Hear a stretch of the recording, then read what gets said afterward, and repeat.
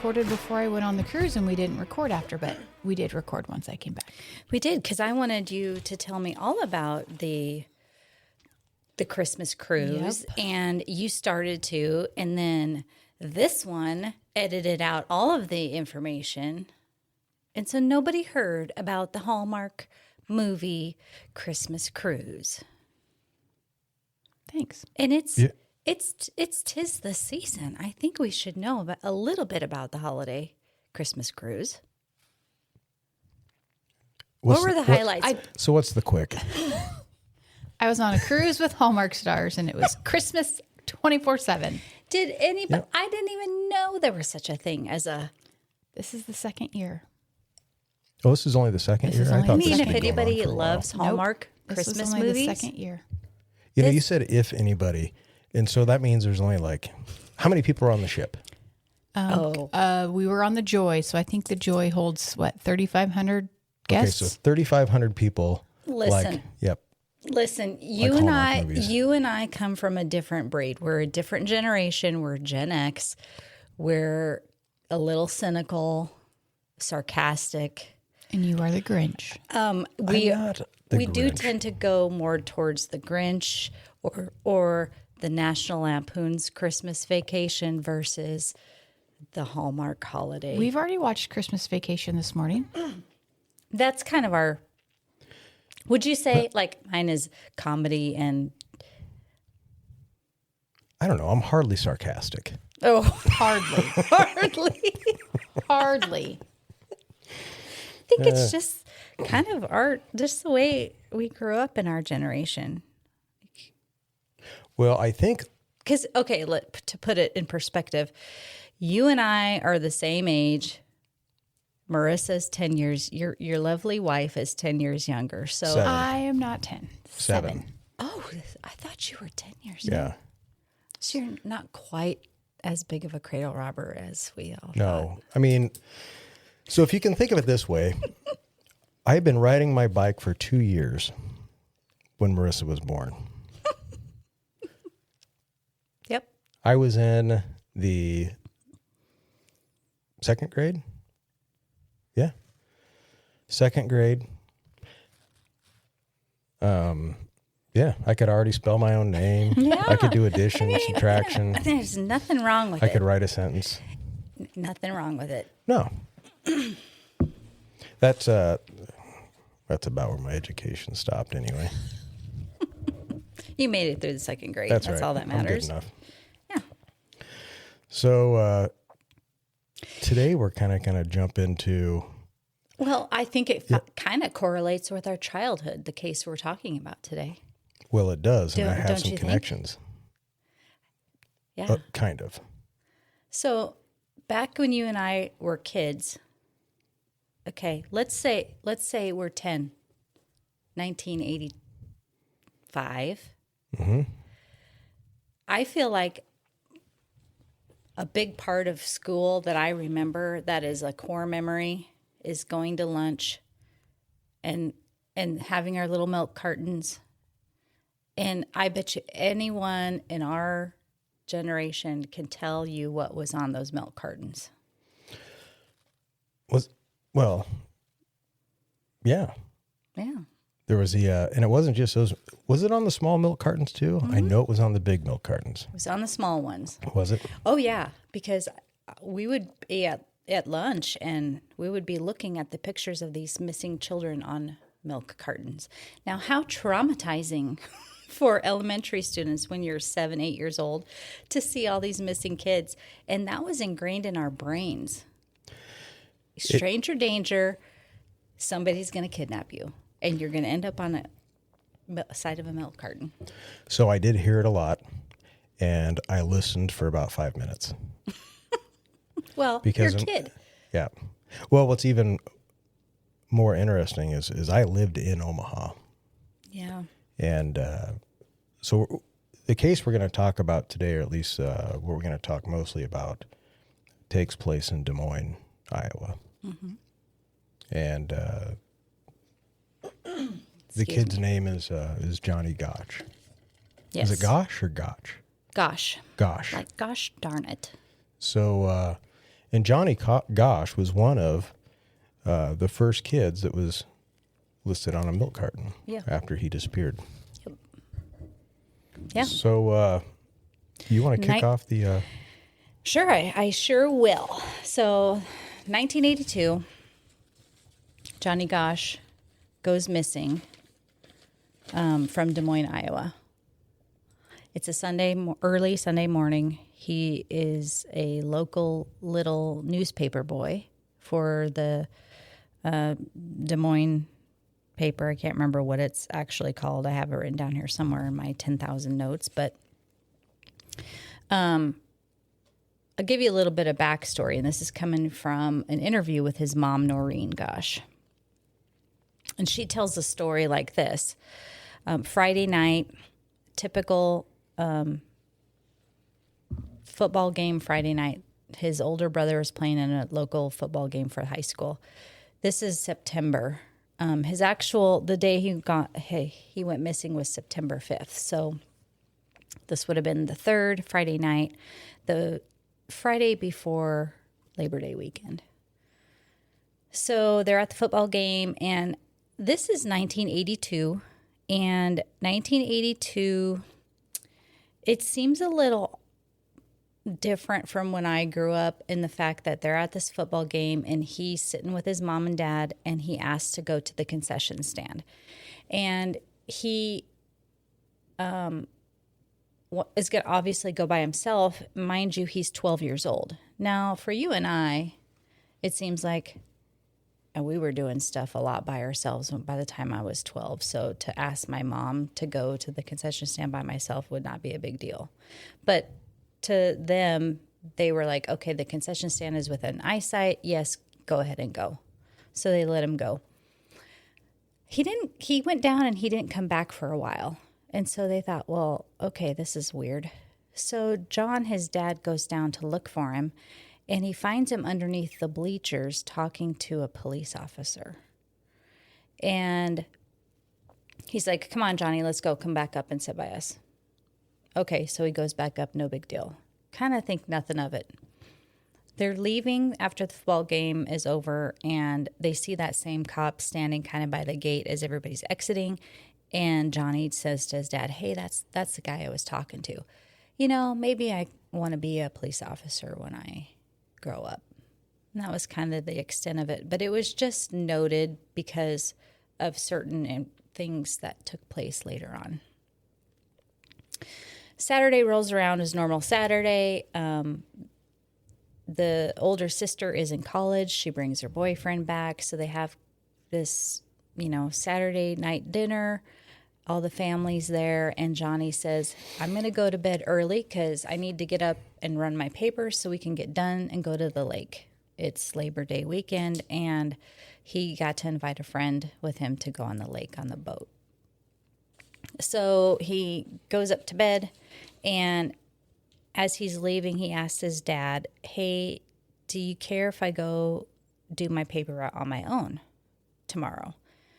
Because apparently his dad would go with him in the morning or on his paper route. Again, he's 12. To us, maybe that seems a little odd. I don't know. I feel like I would have been doing that on my own, but not to them. Their parents were kind of protective. And so his dad says, yeah, I suppose that's okay. Well, his mom hears it, and Doreen says, no, that's not what we agreed on. You come in the morning and you wake up your dad, and your dad will take you. Okay. So he went upstairs and went to bed. Next morning rolls around, and about 7 o'clock in the morning, the phone's ringing at the Gosch house, and it's the neighbors.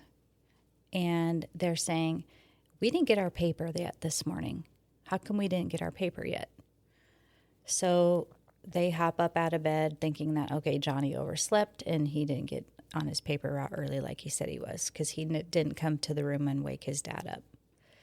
John goes to the bedroom of Johnny, and it's empty. And so he goes outside and goes looking around, and he finds Johnny's wagon that he typically uses to carry the papers. The wagon's there. The bundles of rubber bands are there. Newspapers are there. No Johnny.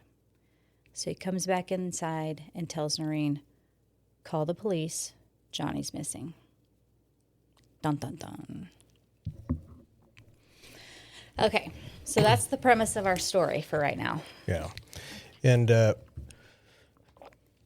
so I grew up in Omaha around that time. And really, and I suppose everybody's parents a little bit different. Yeah. My parents kind of let us run around town pretty much unsupervised. Now, maybe that had something to do with my parents, but there was actually quite a few of us. I mean, we had a lot of friends. We would jump on our bikes, and we would ride our bike miles from home. Mm-hmm. We would ride down to the local, there was like a pond that had an ice skating rink, and it also had a swimming pool.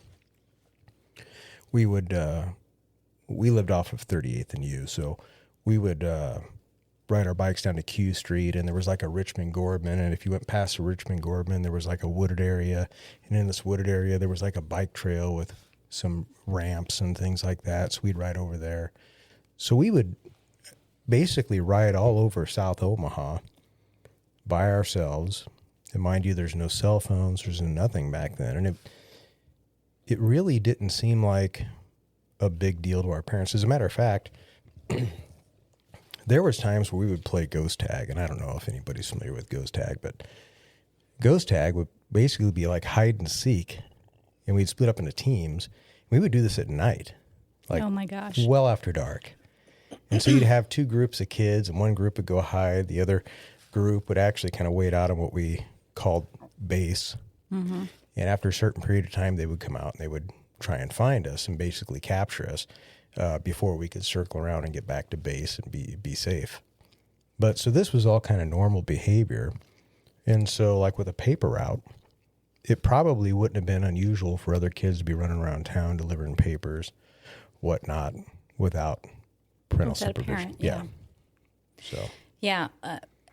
His mom said that, his brother did a paper route also, but he was 16 before they let him go out on his own doing his paper route. So, I mean, and that's, like you said, each parent is different, and it also depends on oldest of the family, youngest of the family, kind of their characteristics, if they're, a little bit more mature or responsible. Who knows? We don't know.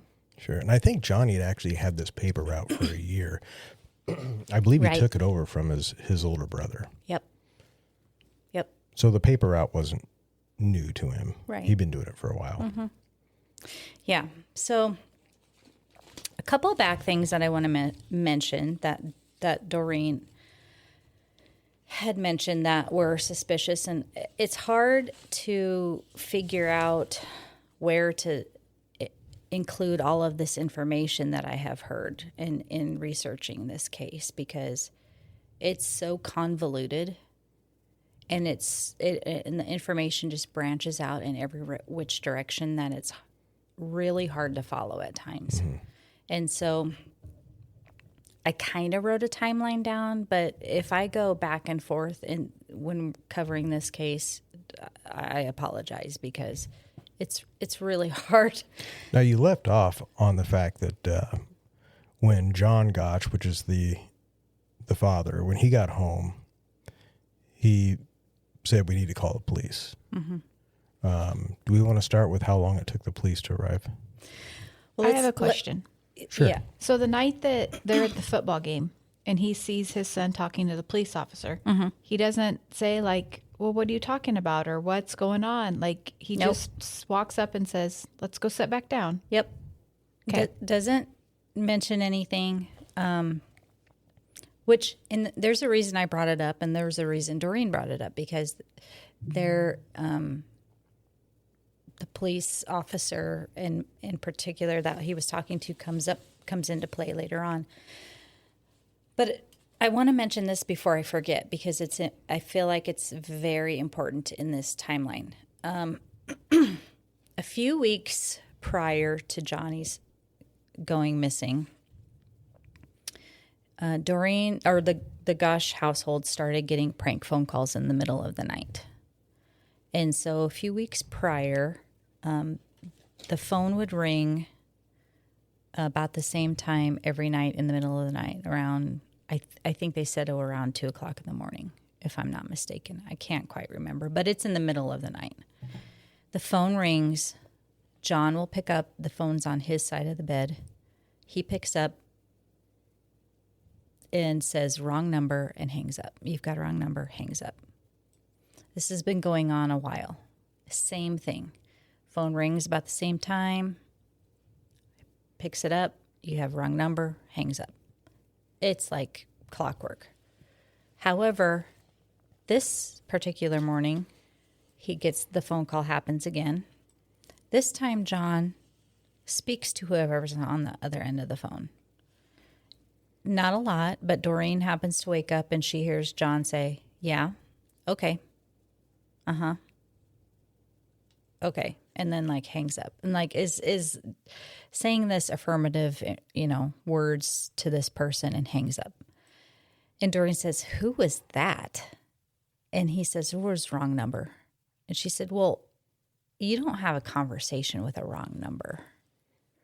But then at the same time, she was kind of, she had just been woken up from her sleep and she thought, I'm not going to get into it now. And she went, I don't need it to interrupt my sleep. She went back to bed. The reason that's important is because down the line, and of course I'll probably mention again as the story goes on, but apparently in this phone call in the middle of the night, John was told, let Johnny take his paper out on his own. And this is according to Noreen. This is according to Noreen. Mm-hmm. Did she say... Or according to John, what John had said, I believe. So John told Noreen that somebody called... And said, let Johnny... They didn't find that odd. We'll be right back. Not only are many trying to remove us from our constitutionally limited Judeo-Christian ethos republic, more seem to be forgetting our Judeo-Christian Christitutionalist foundations. Not here at Christitutionalist, we talk about all these things. The past, the present, the future. Biblical community, Judeo-Christian ethos, the whole Bible, biblical community, not worldly communism. And there is a big difference. Join us, Christitutionalists. I think they did. I think they did find that odd, but But he didn't say who called. No, he didn't know who called. Anyway, just put that in your back pocket for later. Okay. Okay? It's not worth delving into just now, but put it in your back pocket for later because I have a weird theory about it. Okay. But I don't want to get into it just yet. Okay, so now call the police and the police show up. 45 minutes. Yeah. 45 minutes later, the police show up. Which, mind you, I think they said the police were 10 blocks away. The police station was 10 blocks away. Sure. In the meantime... Probably one of the reasons is in the early 80s, and this was a pretty common policy with law enforcement agencies, not just in Iowa, but also in Nebraska, that they wouldn't actually list somebody as missing for anywhere from 24 to 72 hours. It was some stupid policy, which, that doesn't exist today. But back then, it wasn't uncommon. Yes. And so I would assume that they thought, in Des Moines, at the time, it was 72 hours. Yeah. And so, unfortunately, they probably saw most of any kid that was reported as missing. Their first assumption was that it was a runaway. Sure. And so that's probably why they took their time. I'm guessing it probably wasn't to them a high priority. Well, you're exactly right, because that's what they claimed Johnny was a runaway. In the meantime, between them calling police and them showing up, Noreen has made a plethora of phone calls. And she has called all of the boys that typically pick up the paper. Because what happens is or how it goes is the newspaper is dropped off from the truck on into a local drop-off place, and then all of the newspaper carriers come to that place, pick up their papers, and go on their route. So there's several newspaper boys that come to this location and pick up their papers. So she is on the phone calling all of the other newspaper boys to try to figure out where Johnny is. She gets most of them called within that time frame to figure out who's seen Johnny, what direction he went, and what they would have happened to see. And then there was also even a couple adults, I believe, that were at the drop-off to pick up for their kids, that she was able, I think she talked to one and was not able to get a hold of another one. So she got a lot of her information coming from these actual newspaper boys, which said that there was a car that pulled up and pulled over to the side of the street and asked the boys for directions, and actually got out of the car and asked the boys for directions. And this gentleman was said to be kind of slurring his speech maybe, or acting funny, maybe like he was on some kind of drugs or something like that. And then got back into his car, pulled away, then came back around the corner again and was seen again. This time, the man in the car flipped his dome light on 3 times and drove off. So they have a description of the car. They have this weird activity by this man driving the car, and then they have him running or driving away. So that's typically what they see. They didn't really see what exactly happened to Johnny. They didn't see anything happen to him, but what they did see was him kind of walking down the street towards his house. The story is after he turned the corner and he was kind of out of eyesight, the car pulled up, and we have information after the fact of what happened from an interview with another boy, but that was actually kidnapped. But for the time being, that's kind of all we know. We do have a sighting from neighbors later on that said that they did see a man come out of some bushes that was actually following Johnny on footstep. And then we have another report from a neighbor a couple blocks away that there was a suspicious van parked outside of their house, that they saw the blue car pull up to the van. Something was transferred from the car to the van, and then they both took off in opposite directions. So, where do you want to go? Where do you want to go from there? What did so it obviously the police took them 45 minutes to show up. Their first assumption is that it's a runaway. Mm-hmm. Where did so apparently now Johnny's never been found to this day. So obviously at least a 72-hour time goes by. What do the police do at that point? Well, first thing I want to mention is all this information that I just told you is information that Noreen got. Sure. The police didn't get any of this information because the police never interviewed a single person. Okay. So they just said he's a runaway, And that's pretty much it. The family, friends, they gathered a search party and were searching the local parks. And the actual chief of police came to that park, stood up on a picnic table with a bullhorn and said, "All you people need to go away. This kid is nothing more than a freaking runaway." What was the chief of police's name? Orville Cooney. Orville Cooney. So now Orville, I think him and Noreen, they did not get along. No. And I think he was probably pissed off that she wasn't going to accept the way the police were handling this investigation. Right. And I suspect that he had a bit of an ego.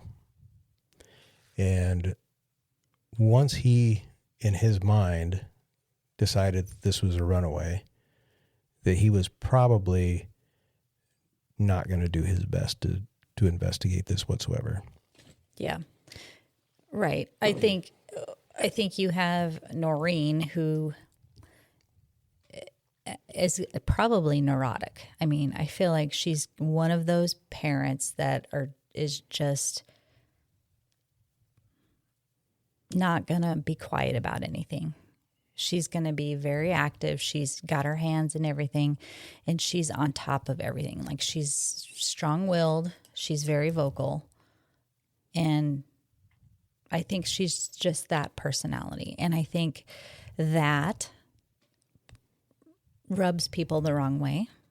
And especially if you're a chief of police who's trying to do their job, and then you have this woman here telling you what a shitty job you're doing and that everything you're doing is wrong and this, that, and the other. Well, right then and there, he's going to have a wall up, and he's not going to want to help her at all. Now, I did a little checking on this chief of police. Oh, really? Yeah, and apparently he had a bit of an attitude anyway. Ah. So back in his younger days, he actually was arrested and spent 30 days in jail for assault. He ultimately, I think he went to the military. Then after he got out of the military, he got into law enforcement, and ultimately he was appointed the chief of police. Now, he'd also had some issues with officers within the department, and they had made some complaints about him anyway. And I think a lot of it had to do with his attitude towards maybe the public and his attitude towards other officers.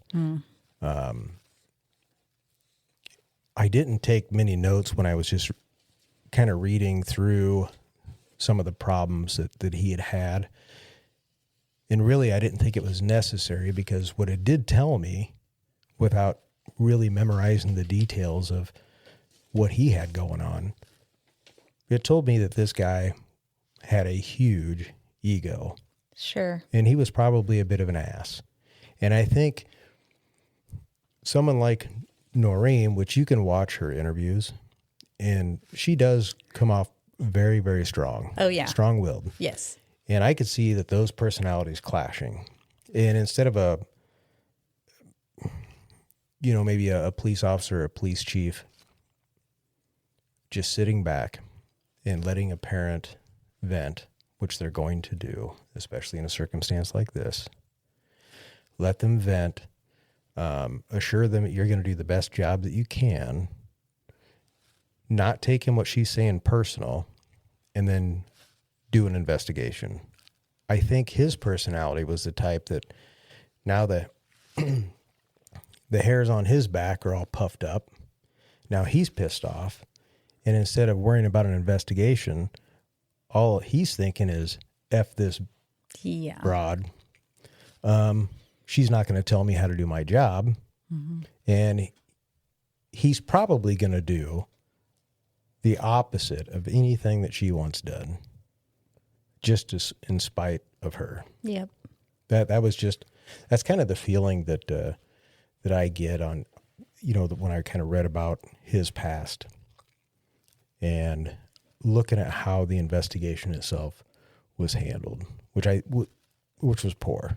Yeah. It was poor. They collected nothing. Yeah, they didn't try, because obviously they determined he was wrong. Like, this was like one of the first missing child or kidnapping cases that was reported, like in this time frame. You know, it didn't really happen, or it wasn't really reported. Well, and the times were different back then. I mean, Yeah. we didn't have, there wasn't social media back then. There wasn't like Fox and CNN and these big mainstream media. And I'm not even sure how news sources, if they shared information a lot, because, and the reason I wonder is about at this exact time, there was another disappearance not far away. So if we go to, Well, hang on. Oh, go ahead. Hold that thought. I just wanted to add to your poor police investigation, because they even went to the extent of putting together a fake profile of the description of the man who took Johnny. law enforcement did? Just to appease her. Yeah, Okay. that's how bad it was. They're just thought, okay, well, we need to look like we're doing something, so we're gonna form a fake or a portrait of this fella. So anyway, just to add that in there. Before we get into what I was getting ready to say, do we want to go into what Noreen's theory is, or what her thoughts because are? I think before we get into, I think there's a lot to go into. I think what you're gonna say before we even get to it. Maybe. I don't know. Depends where. Maybe we should have talked first before we got on the No, air, no, because there's a whole bunch. Okay. Why don't we go into her theory first? Because we can always come right back to where I'm going to go. Okay. So, well, obviously, with all the information that Noreen has collected, with the police not really doing an investigation, it's left up to Noreen to kind of take matters into her own hands. And so they hire a private investigator to look up some of this information. And a lot of information that they found out was, again, the description of the car. A woman had seen the license plates of this car that was, now there's several different, if you listen to several different podcasts or interviews, there's people say different things, and I think that's where the information gets crossed. But what I heard Noreen say is that this woman said it was California license plates. It was definitely out-of-state license plates, for sure. We can agree that that's out-of-state, from this blue car that took Johnny. Transported him to this white van, and then they took off in separate directions. So her obvious theory is that he was kidnapped. And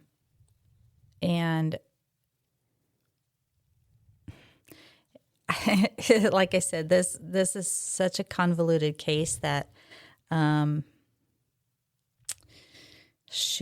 just don't even know where to even start with this.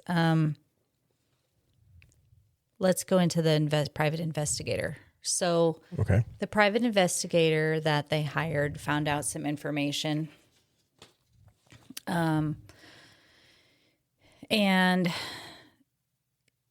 I guess let me take it this route. Okay.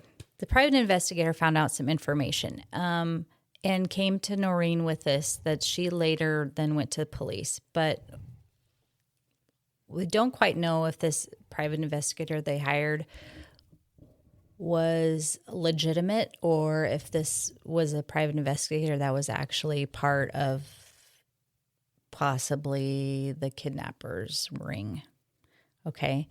But he comes to Noreen and says that an informant has come to him, or he found out from an informant that there will be another kidnapping of another paper boy. And there's down the road. I mean, this is now from 1982. This is now 1984. And the prediction is there will be another kidnapping in Des Moines of a paper boy, and it will be the second week of August. And so Noreen goes to the police with this information, and they didn't really want to put any effort into it. So then she goes to some media sources and tells them. She goes to the newspaper and tells them that she has this information, and then nobody does anything about it. And so August rolls around, and guess what happens? And I think, is that what you're going to talk about? Oh, no. Oh, boy. Okay. I'm gonna take this a direction that you haven't heard yet. Okay. So now 1984, August, second week of August, we have the kidnapping of Eugene Martin, who is a paper boy, kind of the same scenario. So I guess let's maybe go into what you're going to talk about, because now I'm curious, and then we can kind of go back into my story here. So I'm going to back up just a little bit. So Johnny Gosch come up missing on September 5th, 1982 from Des Moines, Iowa. Mm-hmm. Well, on August 22nd, 1982, a boy come up missing in Omaha, Nebraska. Okay. Actually, he come up missing in... Oh, excuse me. I'm incorrect. There was a kid that come up missing 1 year after Johnny Gosch. It would have been September 18th, 1983. And it would have been the Omaha area, Bellevue. Okay. So there's like Omaha, Bellevue, Papillion, Ralston. It's basically, they're all kind of considered Omaha. These are like, they're their own towns, but they're connected. So basically you cross the street and you're in Bellevue, or you'll cross the street and you're in Papillion. So, and that was also a paper boy. And his name was Danny, I think it's, I can't even read my, Eberly. So, same sort of circumstances so far as he was a paper boy. He's out on his route. He comes up missing. The only difference is he was actually found. And he was found, he'd been murdered. He'd been stabbed. So, a short time later, only a couple months later, another boy comes up missing, this time in Papillion. And his name is Christopher Walden. And that was on December 1983. So this is about a year after Johnny Gosch. And he was found also stabbed to death and murdered. Now, he was concealed a little bit more than Danny Eberly was, but nonetheless, he was actually located and he'd been murdered. So, police, of course, in the Omaha area are like, what the hell's going on? We need to, we got to do something, because these kids are actually found murdered, unlike Johnny, who hasn't been located. As well as Eugene Martin. So one day there's a preschool teacher, and she's getting ready to start school for the day, so she's getting everything ready. And she sees this car with an individual in it. And the guy just drives real slow by the window. And then later on, she sees the same car go by again. Ultimately, the car stops and is kind of staring at her. The guy gets out of the car, comes up, and he wants directions. And I might have this a little bit mixed up. He might have asked directions when he went to the window the first time. Anyways, he then asked to use the phone. And while she had actually seen him outside, she wrote his plate number down, mind you. So she had the license plate off this vehicle. So anyways, he goes up, approaches the school, asks to use the phone. She says, well, she's kind of creeped out. She doesn't let him into the building. So he shoves her and says, I'm going to kill you. So she takes off, runs down to a a neighbor's house out of the school and calls police. So the police continue their investigation. I think they use this plate, and they end up getting a search warrant and arresting a man by the name of John Joubert. Now, John, who was ultimately convicted and put to death in Nebraska, had admitted that he committed other murders. And he'd actually committed a murder out in Portland, Maine, about August 22nd, 1982. So that would have been the one that was just prior to Johnny Gosch. Now, John Joubert was currently, at the time he was arrested, stationed at Offutt Air Force Base. He was an airman. And while I was looking at Johnny Gosch's case, I was familiar with John Joubert because I lived in Omaha at the time. I remember when this was happening. And you would think that my mom and my dad would be like, I'm locking you in the house. You're not going anywhere. Nope. I was still riding my bike, going everywhere I wanted. I didn't care. But what I thought was odd is had mentioned that this person that took Johnny had asked for directions. And I thought, well, this is kind of what John Joubert did, at least in one instance. He had taken a paper boy. He was in Omaha, not terribly far from Des Moines. I think Des Moines is located about right in the middle of Iowa. Is that about right? Well, there was one other thing it's just a couple hours that I thought was interesting. Now, I couldn't put this together. 2 hours, yeah. But, Marissa, can you Google something for me?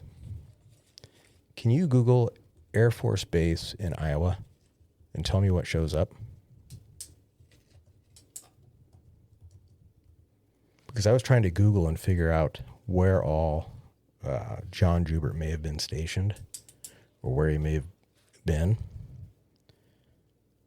Did you find something? I just see, which that's in Fort Dodge, Iowa, but Fort Dodge. And?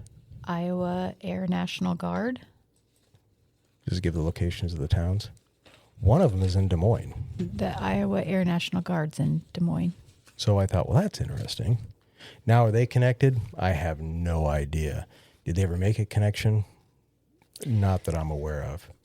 But I did find it, some similarities. And I thought, well, and there was other kids that had come up missing on paper routes throughout the United States. So I'm not saying that they're definitely connected because, of course, there was one in Florida. There was John Walsh's boy. I can't remember his name. Adam Walsh. Clearly not connected.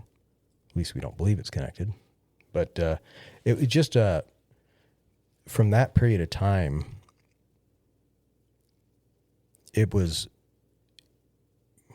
when you look at history now, and maybe back then, like I said, there was no CNN, there was no Fox, there wasn't social media, so it wouldn't be bouncing all over the place. That there was paper boys missing. Connected? Probably not. But interesting nonetheless that Sure. Parents were still letting their kids even deliver the papers. Sure. But anyways, go ahead. Okay. So I left off in 1984. Yes. Okay. So she had this tip that another paper boy was going to be kidnapped. It happens. And so what had been going on kind of in between these 2 years from Johnny and Eugene Martin is Noreen has been doing kind of almost a press cycle, or so to speak. Like, she's been on 2020 doing interviews. She's been doing interviews with, different reporters, just trying to keep the case alive.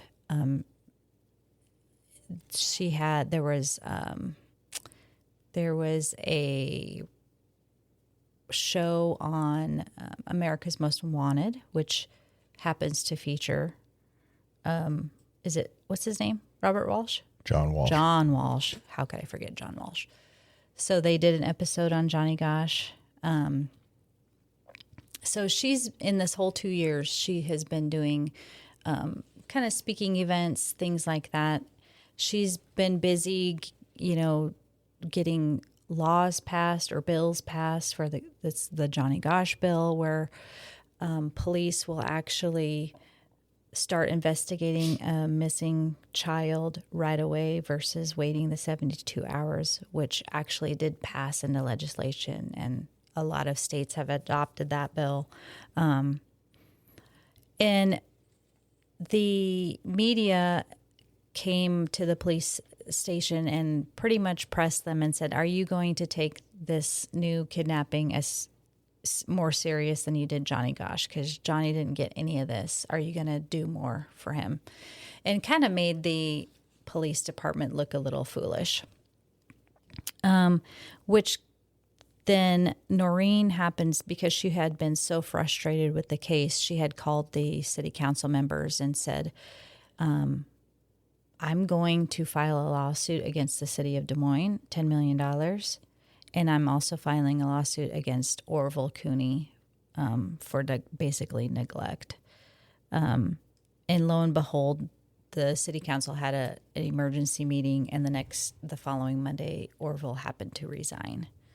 And so he then is gone. He later on, because of his character, he got arrested for some theft and just ultimately ended up proving himself that he wasn't a very good guy. Yeah, I think it was like a shoplifting at a Target. It's so stupid. So dumb. So dumb. So anyway, that kind of tells you a little bit of the mentality of the police at that time. So we go down the timeline, and now we get to 1986, which is 4 years after Johnny's disappearance. And I have here that a police lieutenant happens to call Noreen. And like I said, mind you, Noreen is all over the place still. She is not really backing down of investigating. She is still bringing light to this case. She's just kind of a pest, so to speak. Well, she gets a call from a lieutenant in the police station that says that they have received a phone call from someone that there is a hit on her, meaning they want to take Noreen out because she just won't shut her mouth.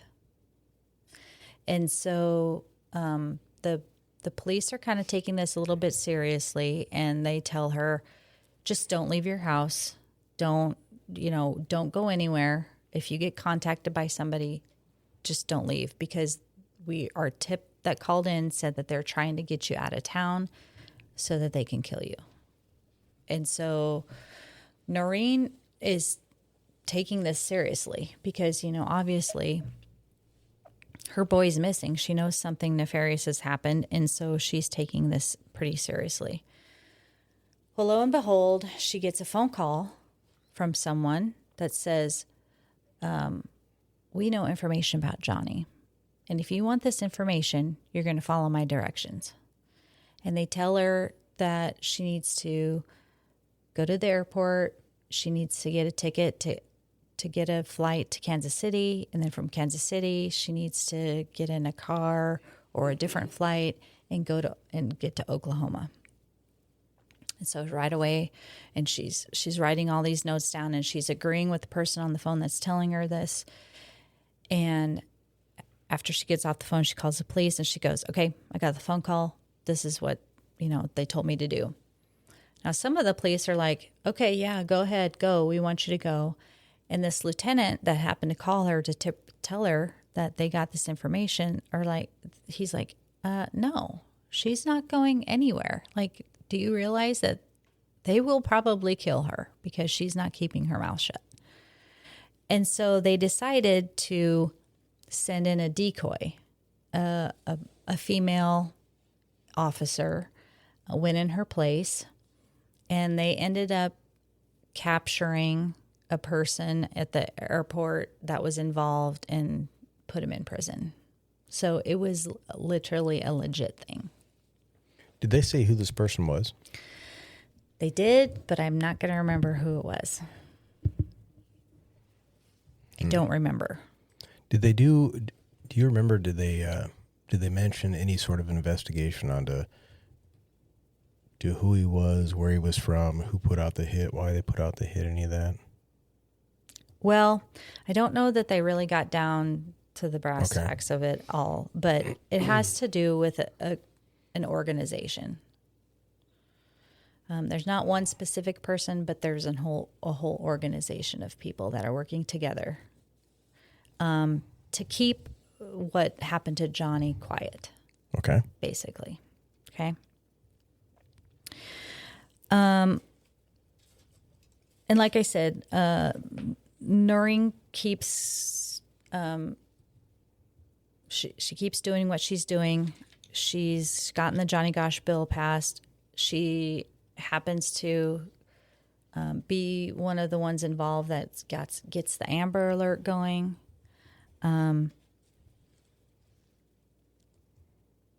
And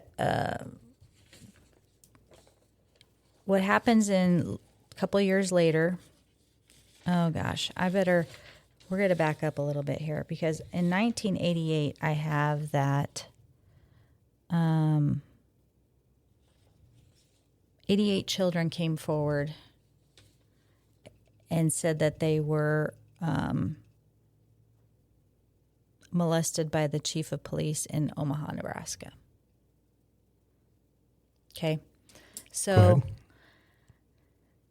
this incident in Des Moines seems to be correlated with what's happening in Omaha, Nebraska. Did they say how they made the connection, or why they believe there was a connection between what was going on in Des Moines and what was going on with in Omaha? What happens is in 1989, there was an arrest by a boy by the name of Paul Benashi. Okay. Paul Benashi is arrested for molesting a child. Possibly a relative. I'm not sure. I can't remember who it actually was, but he gets arrested for the molestation of a child. He's approximately early 20s when he's arrested in 1989. Okay. All right. So he's in prison in I forget, Lincoln or Omaha. I can't remember which. But he, I'm not sure if this was appointed to him or how this lawyer got involved, but his lawyer ends up being a man by the name of John DeCamp. Okay. So Paul Benashi then admits to his lawyer, John DeCamp, that he was involved with the kidnapping of Johnny Gosch. And he basically confesses to it. Not the actual kidnapping, but the involvement of the kidnapping. And how he was involved was he was in the backseat of the car, and he was the one that was said to be in charge of chloroforming Johnny when they had him in the car to knock him out.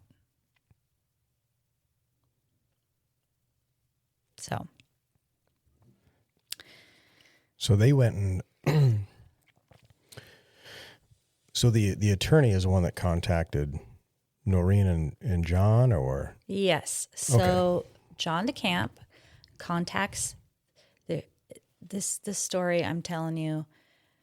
The more information I learned about it, the more it's hard to wrap your brain around it, and there's so much unraveling information. So John DeCamp contacts John Gosch and says, I have a client here that's in prison, and he is saying that he has something to do with the disappearance of the kidnapping of your son. And so John DeCamp he basically arranges a meeting between John Gosch to meet up with Paul Bonacci in the prison to get the information, and so Paul can tell John and Noreen what happened to Johnny. So that happens in 1988. The meeting, or The meeting between, say, 1988, 1989. So okay, what the backstory is, or what actually happens, is Paul ends up talking to John Gosch and who he thinks is Noreen, but is not actually Noreen. well, how did that happen? This is where the story gets so twisted, is Okay. that, so John Gosch actually did not tell Noreen about this information and had a person go with him impersonating his wife to go talk to Paul Bonacci. Bonacci, however you want to say it. And why that is, we have yet to discover.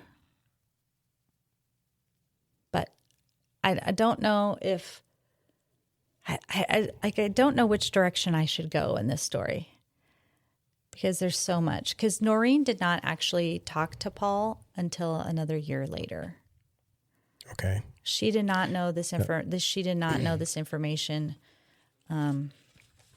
until way after the fact. So when she had her conversation with Paul, what did Paul tell her? Okay. So Paul corroborated everything that she had found out from the paper boys and the neighbors and everything. Like, everything was described exactly the same. So Paul says that Johnny was handpicked to be kidnapped because of his look. And there had been actual people that were taking pictures of him prior to his disappearance, which a neighbor had actually witnessed beforehand and had described the person taking pictures of him like weeks beforehand. His picture was taken, and his picture was shown to basically gentlemen in a pedophile ring, and he was picked to be purchased and trafficked. The incident of the man coming out of the bushes and following him. So basically, that man pushed him into the car that was stopped. The signaling of the dome light 3 times was a signal for the man that they were. I mean, it was all pre-planned. The guy pushed him in the car, pushed him in the back seat. Paul chloroformed him, knocked him out. They transported him to an old abandoned farmhouse in Sioux City, Iowa. They kept him there for 2 weeks. And then from there, he was taken to Colorado. And then was in a house in Colorado, which was the house that Paul Bonacci took the producers of America's Most Wanted to in that episode. Oh, so this was in an episode of... Go ahead. You look like you're going to stop me here. Yeah, well, I mean, it's two separate things. So America's Most Wanted had actually got in touch with Paul Bonacci and wanted to do an interview with him to tell the story of Johnny Gosch after the fact, after he had told Noreen and all of this stuff. Because what had ended up happening is she found out all this information, and she was livid. And she had made a statement on the news that said the FBI's funding should be cut because they're not doing their job. Well, John Walsh happened to hear that, and he got a hold of Noreen and said, why are you saying this? Like, this is ridiculous for you to say stuff like this. And she said, well, what did they do for your boy? They didn't do crap for him, and they found him with his head cut off, just that kind of thing. And that spurred the episode of America's Most Wanted to then interview Paul Benashi about the Johnny Gosch case. Do we know, is that episode still available? No.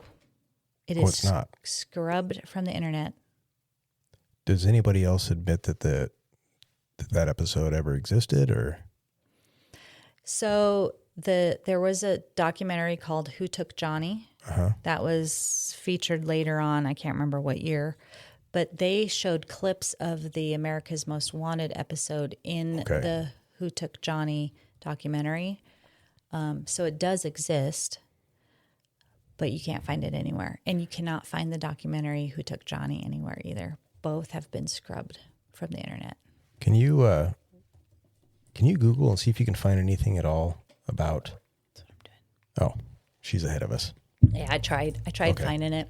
So I realize that we're probably going to start eventually be talking about some things that sound wild, outrageous, yes, unbelievable. Something that I would like people to keep in mind, because as I'm going through, and I listened to Noreen Gosch's interview as well, and something that I had to keep in mind is there's already some wild and crazy cases involving sex trafficking. If you think of Jeffrey Epstein, would probably be the most popular one. And some of the things that they suspect he was involved with so far as blackmailing, some of the people he's involved with, which could be, the current president of the United States, former president of the United States, other foreign leaders, people who have money and power. So, we're probably going to be talking about some things that some people might listen to and say, I'm going to shut this off because this is crazy, unbelievable, and it sounds like a load of BS. Right. And I'm not saying that people need to believe it. I'm not saying that even everything that we're going to discuss is 100% accurate, because some of it you can probably disprove if you're looking at individual details. But I don't want people to get too wrapped up into I don't want to say minor details, but the little details. Because one thing I will say, no matter what you investigate, the least, I don't want to say credible, but one of the things that when you're doing an investigation, when you start talking to witnesses, if you get too tied up into every little detail that a witness tells you, you're never going to get anywhere, because you can have an incident actually happen in front of two people, and there's going to be details that they describe that contradict each other. Now, that doesn't mean that the incident never took place. It's just sometimes people's memories do weird things. Right. They remember things a little bit different. So, yeah. And I have to remind myself that, because when I'm going through the Johnny Gosch case and I'm listening to his mom, she mentions a few things that I know are not 100% true.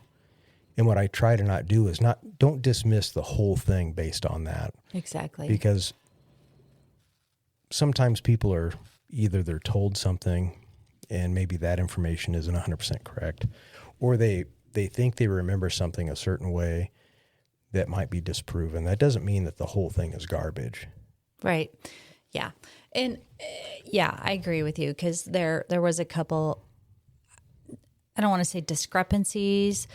They're not necessarily discrepancies, but it was just something that she got wrong. And it happened to be just the name of something. And so, if a person goes on and says something and nobody corrects her, she's just going to, keep telling the same thing. And so you can take that information and be like, oh, well, she got that wrong, and so I don't believe anything she says. Well, no. I mean, I think, people are human, and They might say something wrong or incorrect, and not with any malicious intent, just accidentally got something wrong. And the one thing that we do know so here's what we do absolutely know. One, Johnny Gosch did in fact come up missing, has never been found. Yes. So no body has been found, no nothing like that. We know that the investigation, at least in the early stages, was terrible by law enforcement because they were stuck with the assumption that he was a runaway. And of course, when it's a runaway kid, no one's really going to take it too terribly serious so far as law enforcement investigation goes. They're probably not going to knock on every single door, at least not right away. They may have down the road. Maybe they did 2 weeks later. Maybe they did a few days later. But by then, it doesn't take long for a person's memory to start kind of basically throwing away information or things that aren't important to them. So it's hard to, if you wait a few days, go interview people to get great detail about something. So if they saw, let's say, a vehicle and a vehicle's color, for instance, you ask them a couple days later, they've seen so many cars by then, who knows? Maybe they did remember that the color was green or blue. Right. Or maybe the car that they actually saw was yellow or something else, but for whatever reason in their memory, it sticks as a certain color. Sure. So there's probably a lot of things that they missed that they probably would have picked up had they conducted a serious investigation immediately. And I don't want to pick on their police department too hard because, one, I think they probably had a terrible chief of police. He's probably just had one hell of an ego and was just kind of an ass. Those law enforcement officers, investigators work for him. So I can just assume, and maybe I'm wrong, that they're going to tiptoe as well. So they're not going to say, well, the chief of police doesn't think this is serious. I'm going to, on my own, without his permission, take this serious and do things. I don't think they did. I think they're like, well, if this is what the chief says, this is what we're going to do. Right. Yeah. Yeah. Okay. So, as I'm spewing my information out, it drives me nuts that I can't really say things off the tip of my tongue. So I just wanted to clarify that Paul Bonacci was arrested in 1989. He met with John DeCamp and John Gosch in 1990. Okay. And then Doreen did not actually meet Paul Bonacci until 1991. Okay. Okay. And then the America's Most Wanted did their interview with Paul Bonacci in 1992, and the episode actually aired in 1994. When did... And then the documentary, the Who Took Johnny, wasn't until way later. Is it Who Took or is it Where is Johnny Gosch? No, it's Doreen's is Who Took Johnny. Okay. I believe. Have you found anything out, Marissa? All I have found so far on Paramount Plus, it's called The Lost Boy. Okay. That's probably not it. But yeah, so far as America's Most Wanted, nothing. See, Nothing. and there Okay. might be another episode, another documentary about Johnny Gosch, but I know the one that Noreen was involved with was the same title as her book. So she does have a book. Is the book out and available? Yes. And what's the name of the book?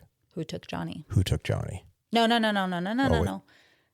Nope. I'm wrong. It's called Why Johnny Can't Come Home. Her book is called Why Johnny Can't Come Home. The documentary is Who Took Johnny. Okay. Do we know, did you say what year that the documentary came out? Maybe you did. I And wrote what- it. and I was it wrote actually it, and I aired? could flip through here, but it's easier just to look it up really quick. In 93, Fox TV show America's Most Wanted depicted Bonacci leading a camera crew to an abandoned house in Colorado. Okay. Okay, I had 94, so that we're close. But I just saw something on Noreen. So we've gotten to the point where we think that, or at least that Noreen thinks that Johnny was kidnapped and sex trafficked by an organization or a group of people from the Omaha area. Is that where we're Yes. at? Okay. So, and that's according to what Paul Benashi says, is he says that he was actually taken to be 2014 is the year that Who Took Johnny documentary. Okay.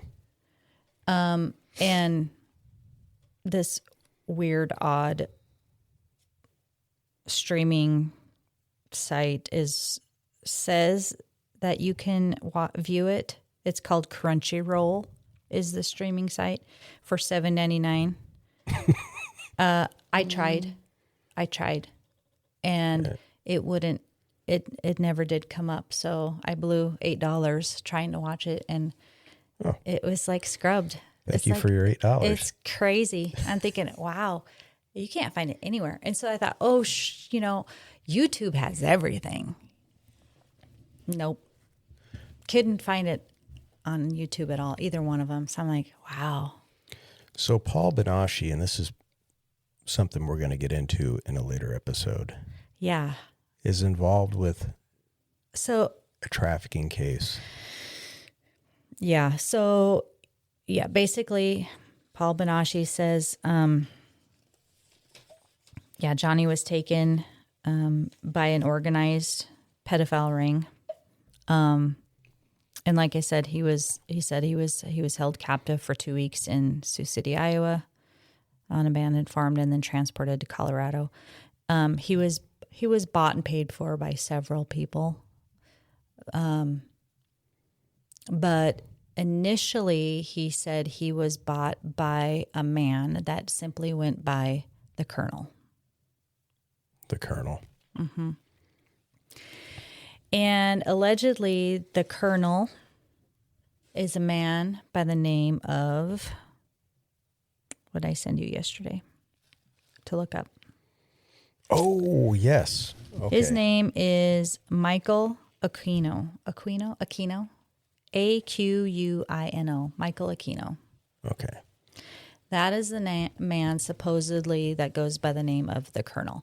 Now, that's speculation, whether that's for sure him or not, but that seems to be kind of more information as we get more information, that seems to be, that's who that is. And we'll maybe talk about this guy later on, because there's a lot to talk about on this guy. Okay. Because there's, like I said, there's so many, this is like a cobweb of information. Or I picture it like I have this visual of, like, you know, those ant farms that you could get as a kid, and how it has all the branches. And I feel like that's how this and story is. I feel like that's how this case is, and each section goes into even more crazy information. And, you know, Johnny Gosch is now said to be part of it. There ended up being 3 missing boys in a short, a few years time span out of Des Moines. But,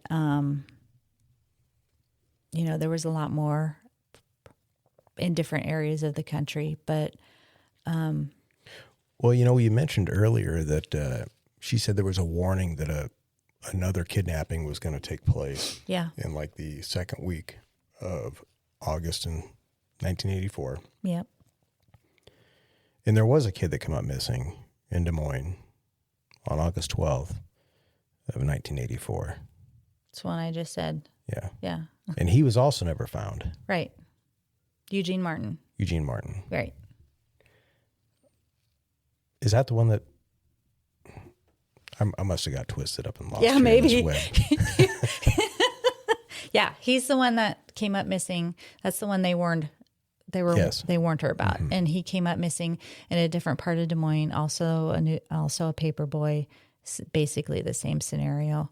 Although his parents weren't nearly as vocal, they weren't on Noreen Gosch, and so they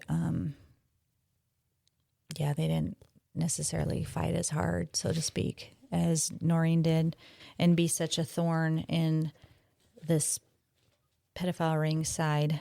But I guess I don't know where you want to end things and go on to the next, but I should mention that when talking to Paul in prison, some of the things that he had told Noreen, or that Noreen asked him about. Okay, so he's telling this information to Noreen and what happened to him, and he gives information to Noreen that nobody else would know.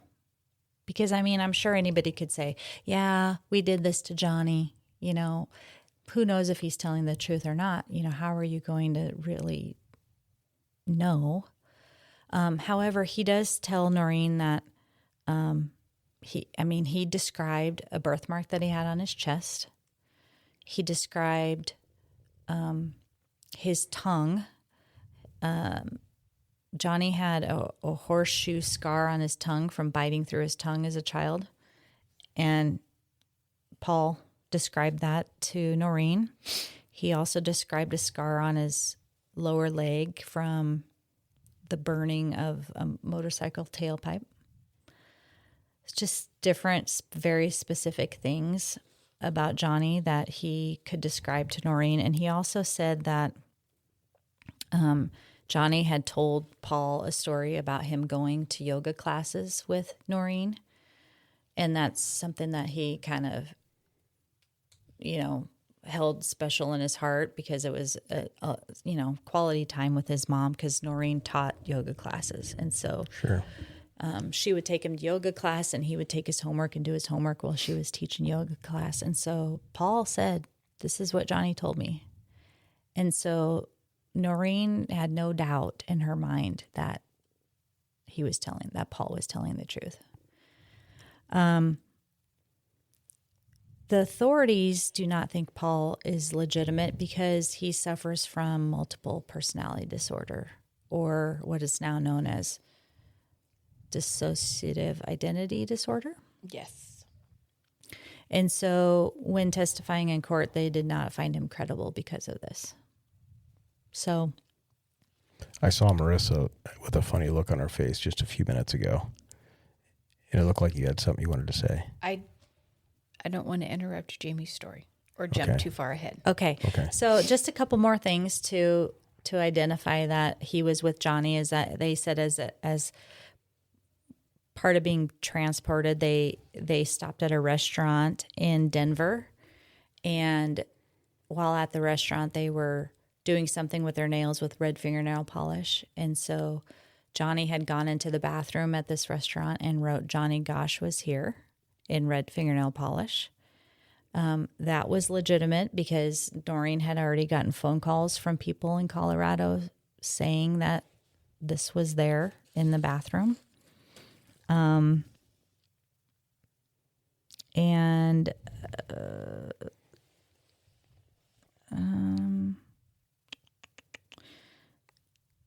Let's see, just a couple other sightings that were mentioned from about Johnny. This one not necessarily Paul had talked about, but there was a sighting of Johnny by a woman in Oklahoma. This boy had run up to this woman as she was coming out of a convenience store, and he was being chased by a couple of men. And she says that he came up to her and says, "Help me. My name is John David Gosch. I need help."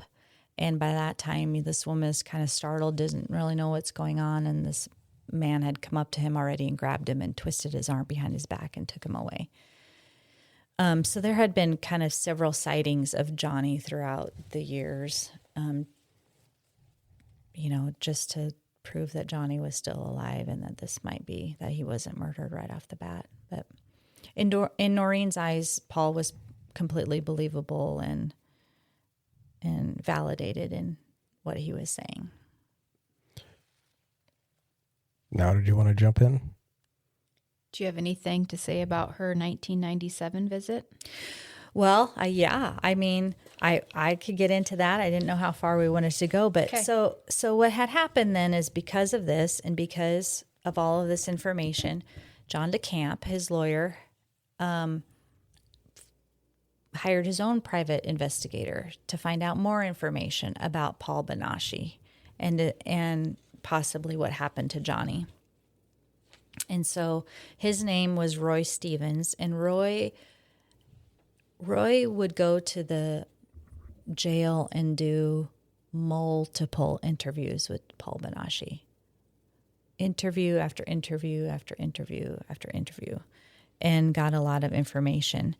I just wanted to mention that just because we needed to prove Paul's, whether he was credible or not. But as time goes on, the case kind of falls flat. There's not much that really happens. But in 1997, she gets a knock on her door in the middle of the night. And by this time, her and her husband are divorced. So they're separated. They're living apart. To back up a little bit, Noreen is still on her press tour. Okay, she goes and does the Lisa Gibbons show, which is a nationally syndicated television show, and where there's a bunch of mothers talking about their missing children and just kind of, keeping the word out there that their children are missing. And at the end of the episode, Lisa Gibbons asks the mothers if there's anything, it was around Christmas time, if there's anything they wanted to say to their children if they were still living. And Noreen says that, Johnny, if you're still out there, I just want you to know that me and your dad are divorced. We're separated, but I still live in the area, and I will help you with anything you need. Just please reach out. You can find my number in the phone book. I'm here whenever you need me.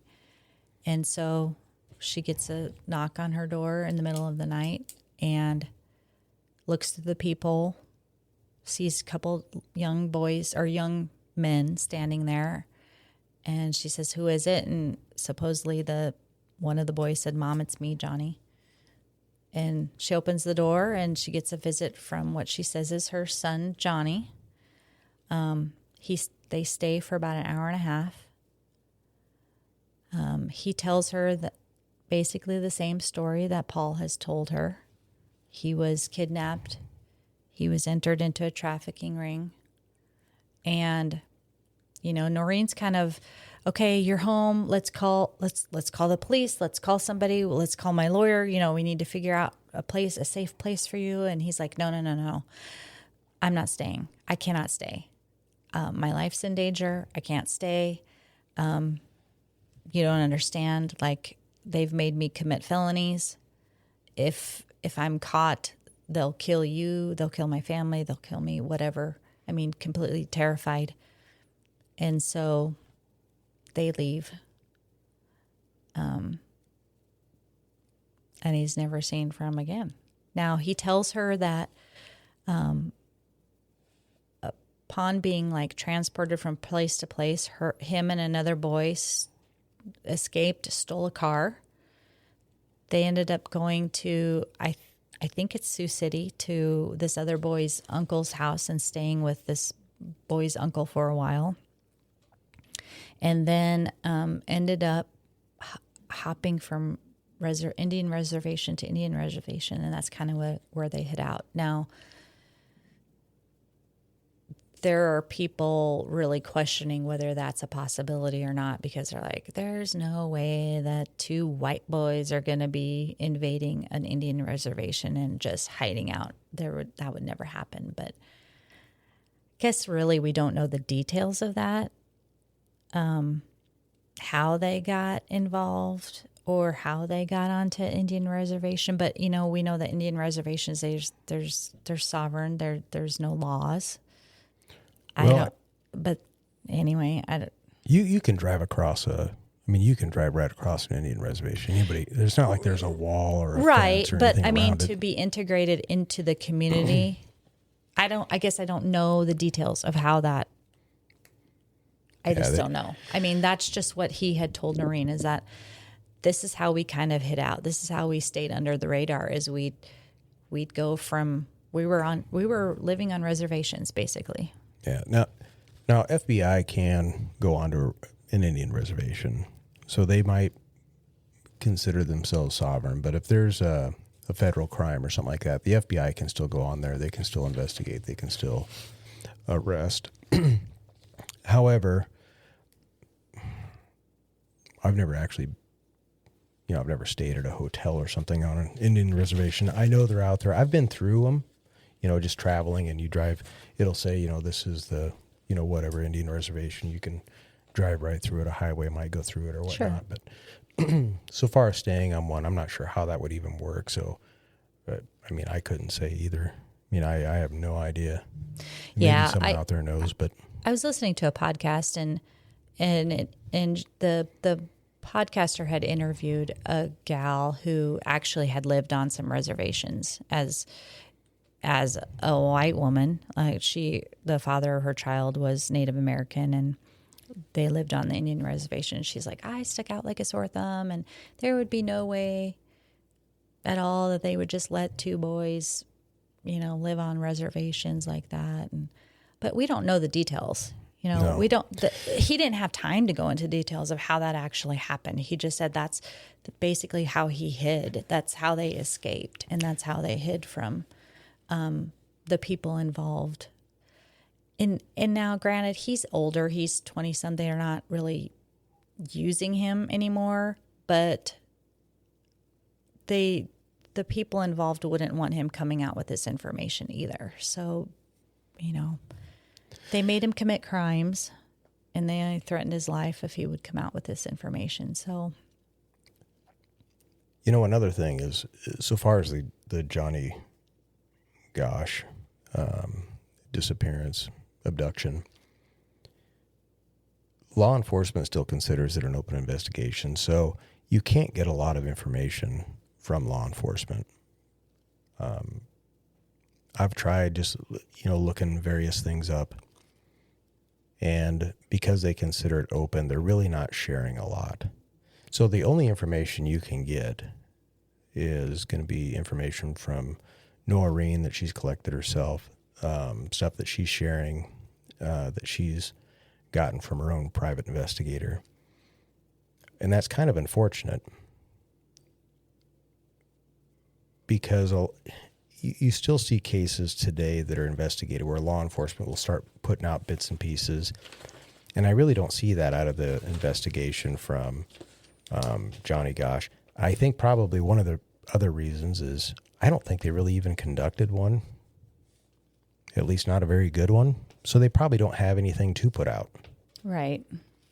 Well, yeah, if they weren't, they still considered him a runaway. So, and like I said, the authorities did not take Paul Benashi's confession or information legitimate because of his mental status. So he was seeing a psychiatrist. He had told the psychiatrist this whole story. The private investigator that was hired by John DeCamp had interviewed the psychiatrist, and they compared stories, and the psychiatrist truly believes that Paul is also telling the truth. Yes, he does social from the dissociative identity disorder, but that's primarily due to what was happened to him, because basically what Paul says is that it happened to him before it happened to Johnny. So the time that Johnny was taken, I think Paul said he was 18. And he was forced to performed sex acts on Johnny almost immediately after they kidnapped him, and they videotaped it and took photographs of it for blackmail and also as enticement for the people that were going to be purchasing Johnny. But basically, Paul says that he was indoctrinated into this pedophile ring, and he was made do certain things that kind of kept him involved in it. They made him, they coerced him, they brainwashed him. And one thing that I need to go back to that Paul says is that a lot of this brainwashing happened at Offutt Air Force Base. And interestingly enough, Noreen happens to mention that a few months prior to Johnny's abduction, his dad had taken him on a field trip to Offutt Air Force Base. And they come home, and Noreen is like, "Oh, did you have fun? Tell me, what did you like? What did you do all day? What was your favorite part?" And Johnny says, "Oh, I got to see big planes." And Noreen's like, "Yeah, what else? Tell me, how was your day? What else? What was cool?" And he's like, "I don't remember. I don't know. I don't remember." And she'd press him, "Well, what do you mean you don't remember? Like, you went and saw this cool Air Force base. What do you mean you don't? Well, tell me more about it." He's like, "Oh, I don't remember. Remember the big planes." He didn't. Noreen found that was a very odd, that he didn't remember any details about his big day at Offutt Air Force Base other than seeing a big plane. So that's kind of funny now, isn't it? I don't know. I mean, I've been to Offutt Air Force Base. They actually... Do you don't remember anything about it? Oh, no, I remember a lot about it because Right. Offutt Air Force Base has a huge air show. No, but what was strange is that Johnny didn't remember anything about it. The day that when he came back that same night, he didn't remember anything about it. So what I find interesting is this phone call that we'll mention again that they received in the middle of the night. And the suspicious activity of John Gosch in hiring a body double to take with him to go talk to Paul.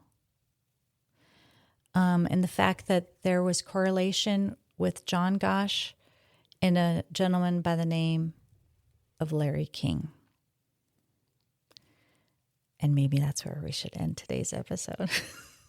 I think so. Dun, dun, dun. Well, we'll get into to Larry King probably next time. Yeah. So, and we're not talking Larry King from TV. No, This we're is not. going to be Lawrence King. Correct. And Junior. and we're going to get into the Franklin ordeal. Yes. We'll call it good for now. Yep. Stay tuned. All right. We'll see ya. Bye-bye. Bye.